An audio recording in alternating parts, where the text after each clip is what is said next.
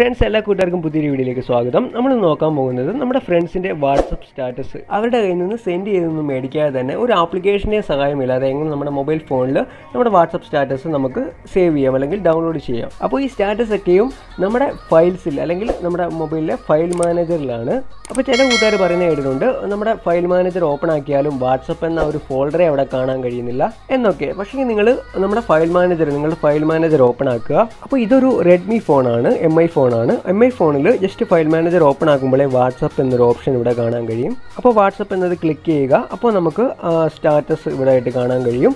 നമ്മൾ കാണാത്ത തന്നെ നമ്മുടെ ഫ്രണ്ട്സിൻ്റെ സ്റ്റാറ്റസ് കണ്ടു കാണില്ല, പക്ഷേങ്കിൽ അത് ഈ ഫോൾഡറിലേക്ക് വരുന്നതായിരിക്കും. നമുക്ക് ഈസി ആയിട്ട് ഡൗൺലോഡ് ചെയ്യാം. അപ്പോൾ ഇതൊരു റെഡ്മി ഫോണിൻ്റെ കാര്യമാണ് ഞാൻ പറയുന്നത്. നിങ്ങളുടെ MI ഫോൺ അല്ലെങ്കിൽ നിങ്ങൾ ഫയൽ മാനേജർ തന്നെ ഓപ്പൺ ആക്കുക. നിങ്ങളുടെ ഫയൽ മാനേജർ അല്ലെങ്കിൽ മൈ ഫയൽസ് ഓപ്പൺ ആക്കുക.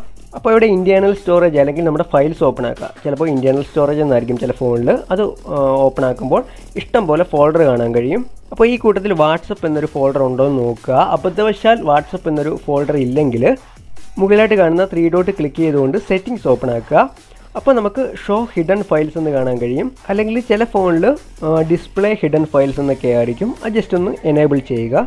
എന്നിട്ട് നമ്മൾ ഫോൾഡേഴ്സ് നോക്കുവാണെങ്കിൽ നമുക്ക് വാട്സപ്പ് എന്നൊരു ഫോൾഡർ ഇവിടെ കാണാൻ കഴിയും.